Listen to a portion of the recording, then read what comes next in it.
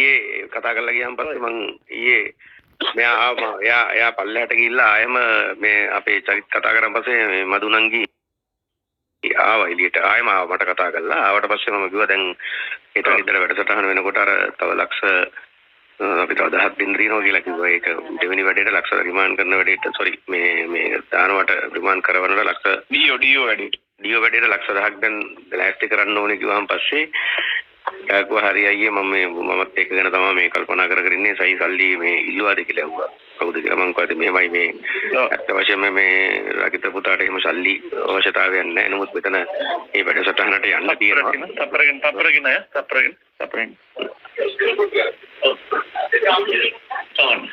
hello.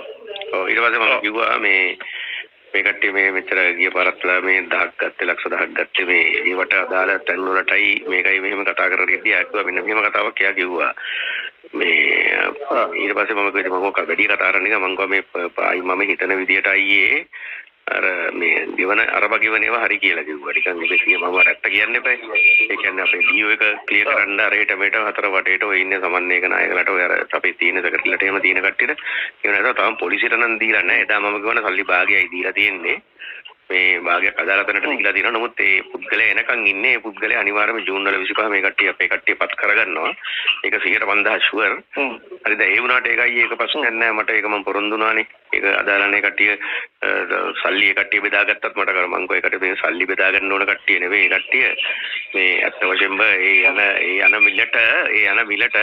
මිලට අපි අගයක් දෙන්න ඕනේ ඒක හරි අපි යාට දුන්නා මෙයාට දුන්නේ නැහැ කියලා කිව්වා දැන් උනත් ඔයා බලන්න කිව්වා දැන් උනත් අපි ඔතන ඉන්න කට්ටිය සෙට් කරගන්න 100 150 ලක්ෂ 10 දෙක තුන ගන්න නැහැ කෝ ආගේ මල්ලි ගෙනින 9 මේකට ගන්නව නම් පටන් ගන්න නිකන් පියනුනත් ලක්ෂ 10න් පටන් ගන්න කිව්වා ලෝය කෙනෙක් උනත් ලක්ෂ 25 කී තව පටන් ගන්න කිව්වා කියලා ගෑණිය බැලන්ස් කරලා තියෙන්නේ දැන් වැඩසටහන ඉක්මනට ක්‍රියාත්මක කරලා මේ ඉතුරු 10 ගත්තනම් හරි ටක් ගාලා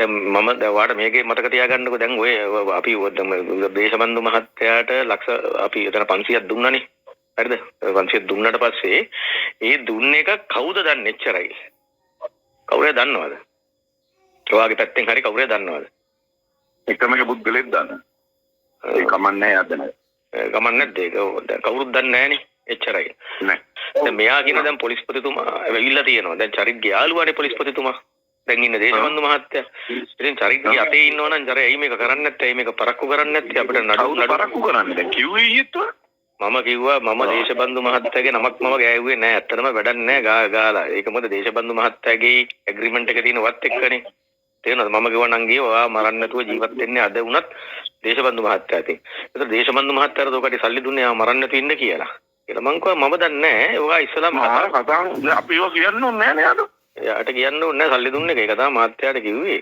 දැන් ඒ කෙනෙක් දන්නවා කියන්නේ රකිත විතරක් දන්නේ රකිත විතරක් දන්නේ රකිත විතර නම් කවුගෙනම් පිට මිනිස්සු දන්නවද වාගේ කවුරු හරි පොලිසිය මිනිස්සු කවුරුත් දන්නේ නැහැ ඒ වෙලාවේ එතන හිටපු තව අනිත් පුද්ගලයා දන්නවා එච්චරයි එයාගේ කටින් හරි මෙහෙම ගිහිල්ලා තියෙනවද ඔයා සල්ලි දුන්නේ යාට කියලා නෑ ඒගොල්ලෝ කවදාවත් පුද්ගල පුද්ගලව හඳුනන්නේ නැහැ දන්නේ නැහැ කවදාවත් කතා කරන්නේ ඒක දේශබන්දු මහත්තයා කතා කරා ඔය දේශබන්දු මහත්තයාගේ කෙනෙක්ද එහෙම නැත්නම් ඔයාගේ හිතවතෙක්ද දෙන්නගේ මොකද අරනද ඔය මේමයි අර ප්‍රශ්නේ කවුරුත් ඔක්කොම බෝලේ පාස් කරනවා ඒ කට්ටිය කියනවා මේ මෙතන මේ නංගිට කියලා තියෙනවා මේ සල්ලි ඔක්කොම ඔයාට දුන්නා කියලා රකිට මොක මේ ඉන්නකො මේ නංගිට පොඩ්ඩක් ඉන්නකො මේ වෙච්ච දේ අහන්න පොඩ නංගි කතානේ අරුණ ඔයා දැන් කිව්වේ මෙයා කවුද කියලා මෙයා ලෝය කෙනෙක් නෙවෙයි හෙලෝ කොහොමද ඔයා මොකද්ද මේ මම මට ඇත්තටම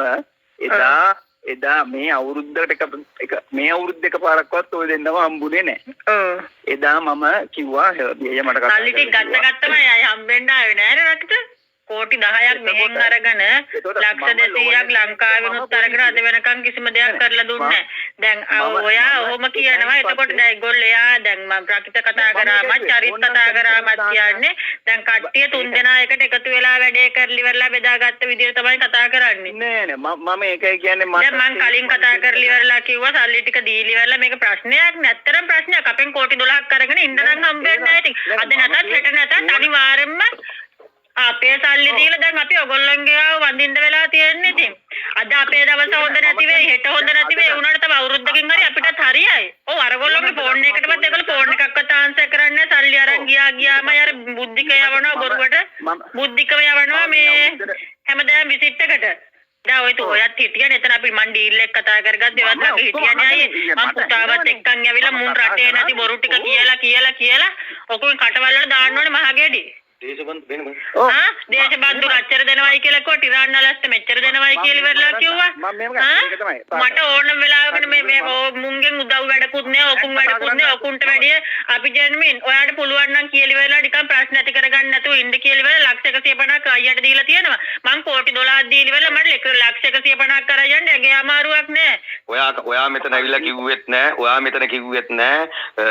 චරිත් ඇවිල්ලා දාපු නලු ටෝක් එක දාලා මෙන්න එළියට ගිහලා ටිරාන්නල් මහත්තයත් එක්ක කතා කරනවා කියලා ඔයා ඔකට සම්බන්ධ නැහැ. ඇත්තම මම දන්නවා. ටිරාන්නල්ස් මහත්තයත් එක්ක කතාව මම දන්නේ නැහැ. මම එක කිව්වා මේ නංගිට. මේ නංගිලාට ගැරන්ටි දුවා මේ හරි ලෝය කෙනෙක් ගත්ත සල්ලි. මේ කට්ටිය කිව්වේ මොකද? චරිත් කිව්වේ දේශබන්දු මහත්තයාට කෝල් එකක් කරන් දේශබන්දු මහත්තයාට ලක්ෂ 500යි. මං අයියට ආයි කෝල් බෑක් කරන්න. නෑ ඉන්නකෝ දැන් ලෝයස්ලරා මෙයා දාපු දර්ශනය ටිරාන්නල්ස් මහත්තයයි එයාගේ අතේ වගේ කතා කරේ. මුන්ව මරනවා. නරලා මම ඔයා බේරලා දෙනවා කියලා කිව්වා. ඔව් ඔව්. මම මේගොල්ලන්ට